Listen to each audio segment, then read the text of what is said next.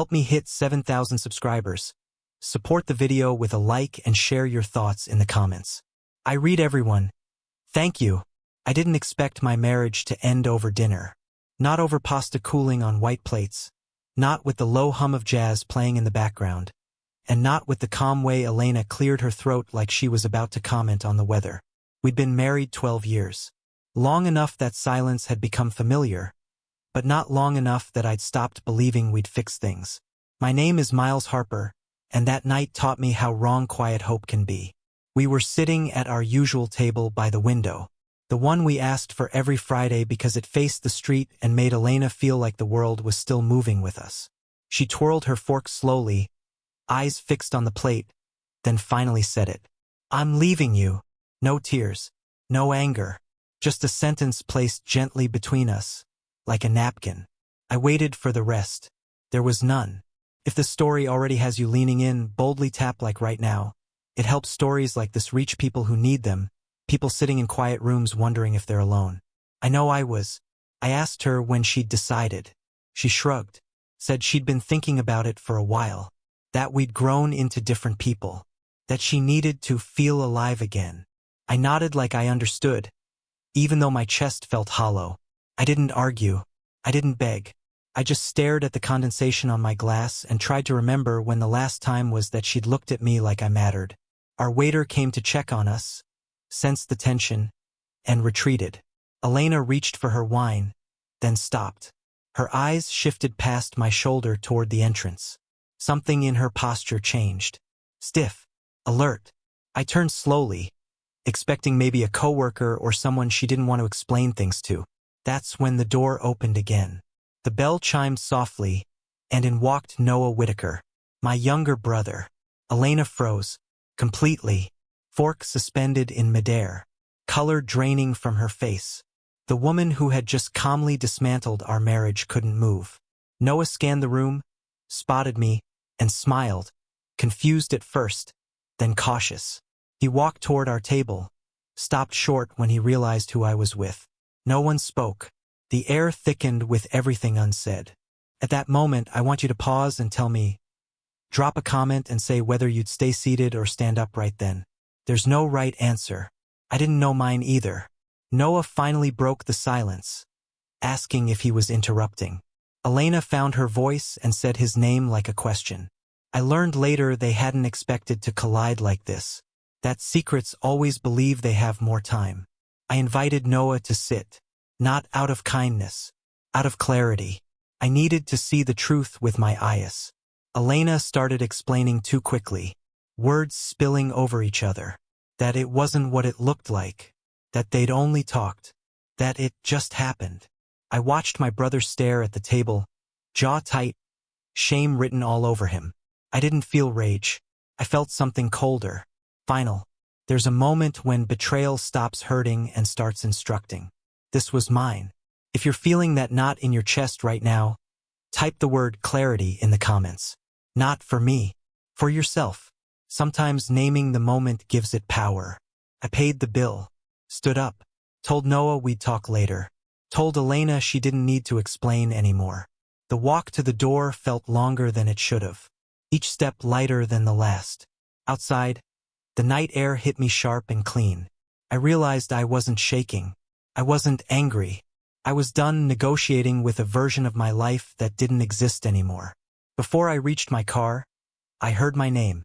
Elena's voice cracked for the first time that night. I didn't turn around. Some endings don't need eye contact. They need distance. If this part of the story stirred something familiar, share this quietly with someone who's been carrying too much in silence. Not everyone needs advice. Some people just need to feel understood.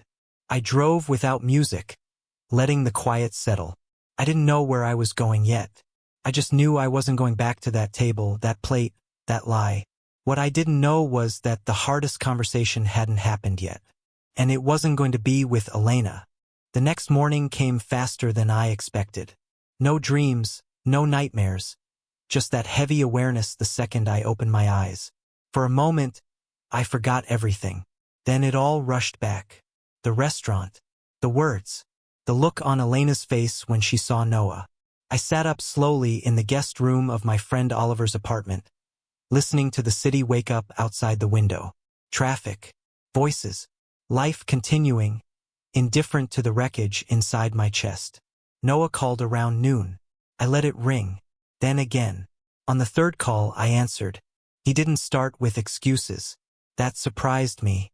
He said my name quietly and told me he was ashamed, that it had started as late-night conversations, complaints disguised as jokes, comfort disguised as concern. He said he never planned for it to cross a line. I told him lines don't move on their own. People step over them. There was silence on the other end. The honest kind. I didn't scream. I didn't threaten him. I told him I needed distance and that someday maybe we'd talk again. Not today. He said he understood.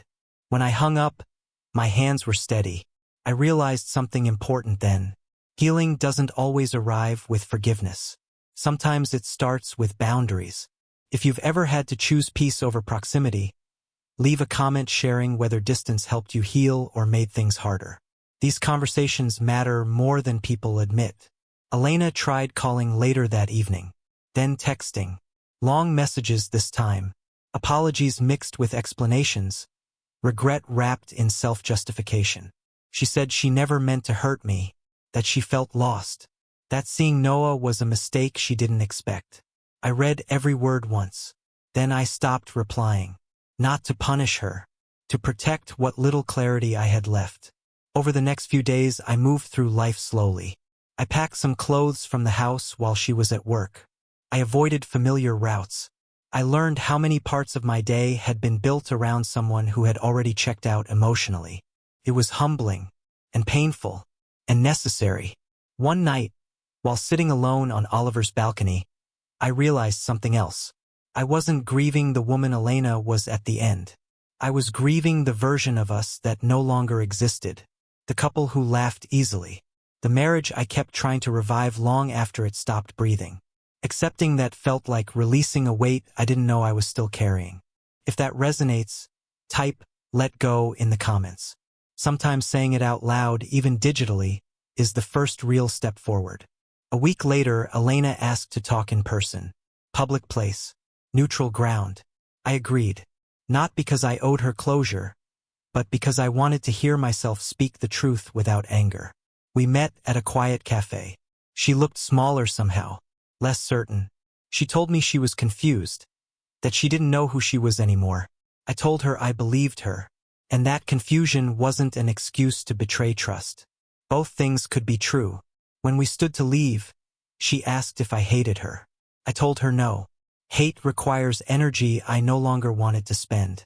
Indifference, I'd learned, was quieter and far more honest. I wished her well, and meant it. That surprised us both. Walking back to my car, I felt something unfamiliar but welcome. Lightness, not happiness. Not yet, but space. Space where self-respect could breathe. If the story made you think of someone who's still stuck choosing between comfort and truth, share it with them thoughtfully. Not to push them, just to remind them they're allowed to choose themselves. Months passed. I found a new routine. Early mornings, long walks, conversations that didn't feel like negotiations. Noah and I remained distant, and that was okay.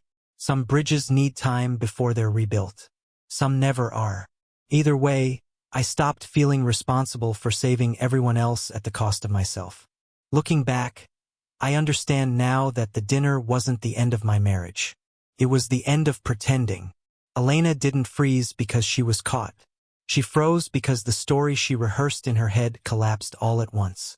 And for the first time, the truth arrived without asking permission. Before you go, like this story, share your thoughts in the comments, and subscribe if you believe honest stories like this help people make braver choices. These conversations don't end when the video does. They continue with people like you. Sometimes life doesn't explode. Sometimes it simply tells you it's time to stand up, push your chair back, and walk away with dignity intact.